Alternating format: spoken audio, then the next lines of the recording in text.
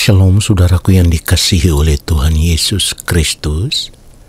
Mari kita siapkan hati untuk masuk dalam doa syukur hari ini.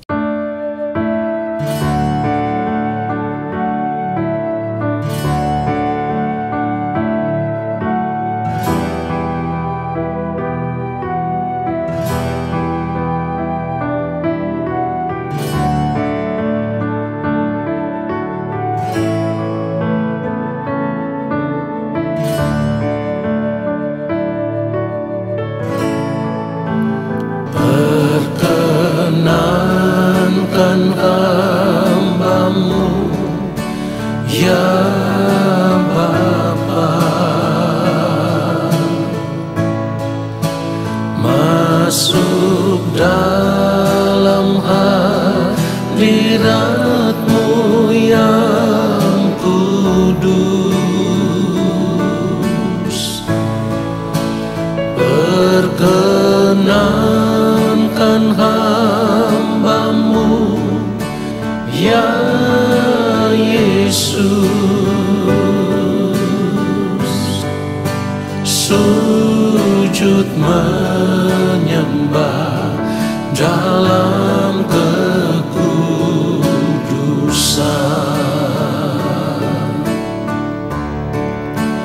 Kau ku sembah,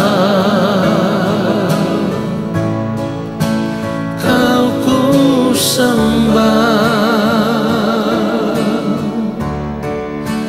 bersama para malaikat ku sujud menyembah. Kau ku sembah, Kau ku sembah, bersama para malaikat ku sujud menyembah. Kau ku sembah, Kau ku sembah, bersama para malaikat ku sujud menyembah. Kau ku sembah, Kau ku sembah, bersama para malaikat ku sujud menyembah. Bersama para malaikat ku sujud menyembah. Sujud menyembah.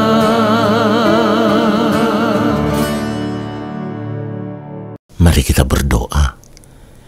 Bapa yang Maha Kudus, Allah yang Maha Mulia, saat ini kami ada di hadapan Bapa.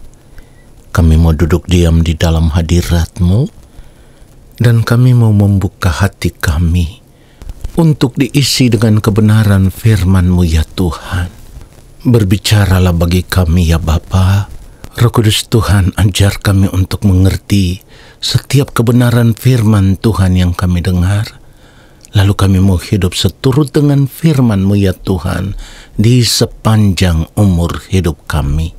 Karena kami rindu kehidupan kami senantiasa berkenan di hadapan Bapa di sorga. Di dalam nama Tuhan Yesus Kristus kami berdoa. Amin. Saudara yang dikasihi oleh Tuhan Yesus Kristus, kita harus berani memeriksa seluruh kehidupan kita dengan jujur, supaya kita bisa menemukan apa yang sedang kita kejar saat ini. Apakah kita sedang mengejar harta yang sesungguhnya atau harta yang sia-sia?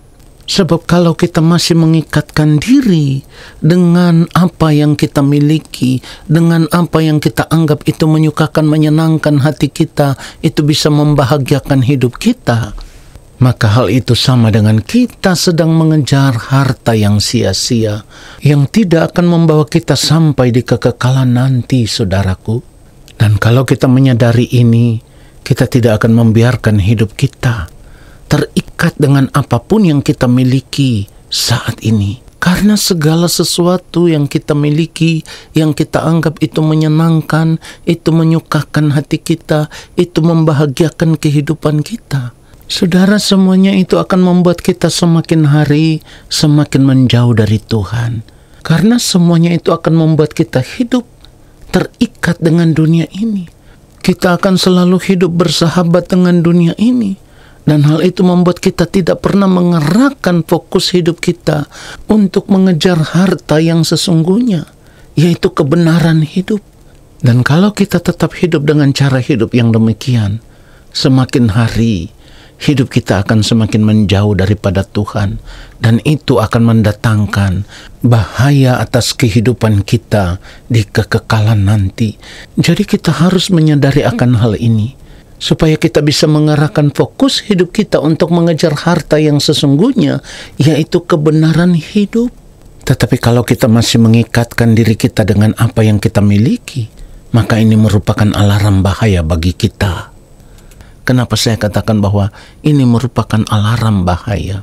Saudara, firman Tuhan katakan di dalam Yakobus 4 ayat 4, "Hai kamu orang-orang yang tidak setia, tidakkah kamu tahu bahwa persahabatan dengan dunia adalah permusuhan dengan Allah?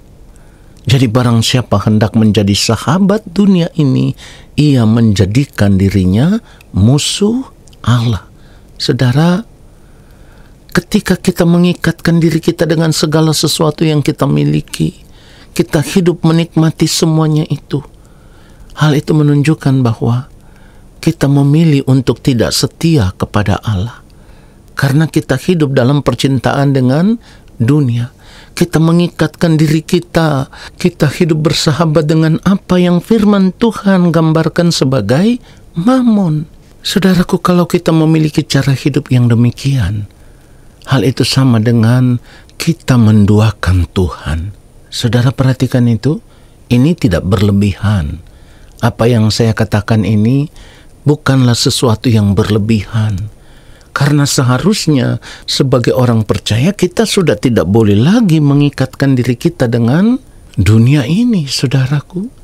Jadi kalau kita masih hidup terikat dengan segala sesuatu yang kita miliki, yang kita anggap itu menyukakan kita, menyenangkan hati kita, itu membahagiakan kita, hal itu sama dengan kita hidup mengabdi kepada dua tuan. Firman Tuhan mengatakan, tak seorang pun dapat mengabdi kepada dua tuan. Karena jika demikian, ia akan membenci yang seorang dan mengasihi yang lain. Atau ia akan setia kepada yang seorang dan tidak mengindahkan yang lain. Kamu tidak dapat mengabdi kepada Allah dan kepada mamon. Saudara perhatikan itu. Mamon itu merupakan gambaran dari harta kekayaan, kelimpahan, kemewahan, apapun yang kita miliki.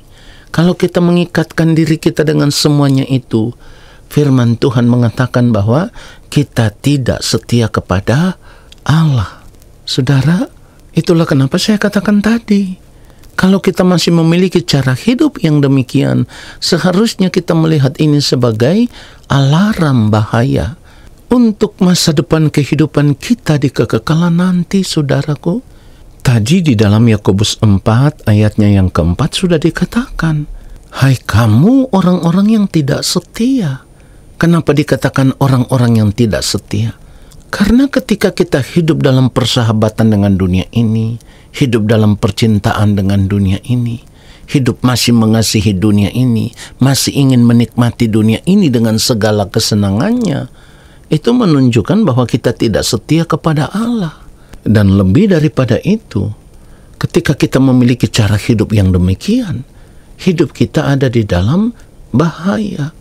Karena ketika kita hidup sebagai orang Kristen atau sebagai orang percaya, ketika kita mengaku diri sebagai anak-anak Tuhan, tetapi ternyata di dalam praktek kehidupan kita masih hidup bersahabat dengan dunia ini, maka sesungguhnya kita menempatkan diri kita sebagai musuh Allah.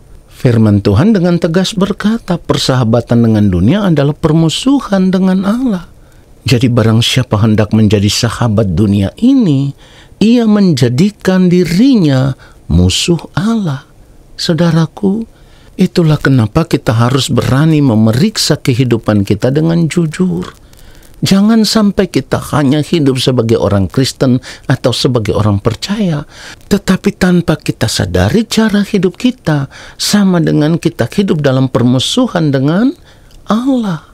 Kalau kita melihat Lukas 16, lalu kita membaca mulai ayatnya yang ke-9, dikatakan begini, "Dan aku berkata kepadamu, ikatlah persahabatan dengan mempergunakan mamon yang tidak jujur, supaya jika mamon itu tidak dapat menolong lagi, kamu diterima di dalam kemah abadi." Kalau dikatakan ikatlah persahabatan dengan mempergunakan mamon yang tidak jujur, pertanyaannya adalah, ikat persahabatan dengan siapa?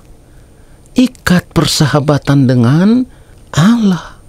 Dengan mempergunakan mamon yang tidak jujur itu maksudnya segala sesuatu yang kita punyai, yang kita miliki, kita mau mempergunakan itu semua untuk hidup memuliakan Allah. Jadi jangan dibalik, saudaraku. Bukan ikat persahabatan dengan mamon, tetapi ikatlah persahabatan dengan mempergunakan mamon. Apa yang kita miliki, apa yang kita punyai, kita harus menganggap semuanya itu bukan milik kita, tetapi milik Allah, yang harus kita persembahkan kepada Allah, yang harus kita pergunakan untuk melayani Allah, yang harus kita pergunakan untuk memuliakan Allah di sepanjang hari-hari hidup kita. Di dalam ayat yang ke-10 dikatakan, barang siapa setia dalam perkara-perkara kecil, ia setia juga dalam perkara-perkara besar. Dan barang siapa tidak benar dalam perkara-perkara kecil, ia tidak benar juga dalam perkara-perkara besar. Perhatikan ayat yang ke-11, dikatakan, jadi jikalau kamu tidak setia dalam hal mamon yang tidak jujur, siapakah yang akan mempercayakan kepadamu harta yang sesungguhnya? Saudaraku, harta yang sesungguhnya yang dimaksudkan di dalam ayat ini adalah kebenaran. Jadi yang harus kita kejar bukan segala sesuatu yang kita anggap itu bisa membahagiakan kita, menyenangkan hati kita, menyukakan hati kita. Lalu kita mengejar itu supaya kita bisa hidup menikmati dunia ini dengan semua yang kita miliki itu. Tidak, harus dibalik. Dengan apa yang kita miliki, kita mempergunakan semuanya itu untuk hidup memuliakan Tuhan. Kita mempergunakan semuanya itu hanya sebagai sebuah sarana yang kita pergunakan untuk hidup benar di hadapan Tuhan, untuk hidup suci, untuk hidup kudus. Semakin hari semakin berkenan di hadapan Tuhan.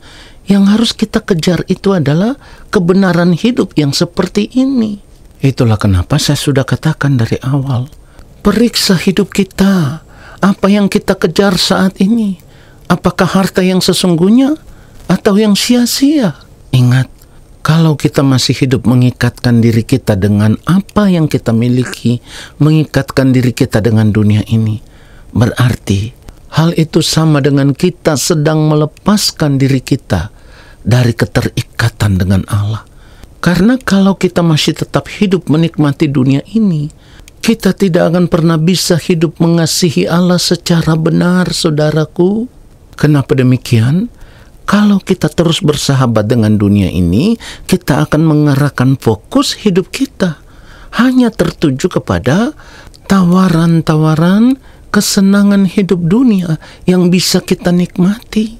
Pada akhirnya, kita sudah tidak lagi mengarahkan fokus hidup kita kepada tujuan hidup kita yang sesungguhnya, yaitu Tuhan dan kerajaannya.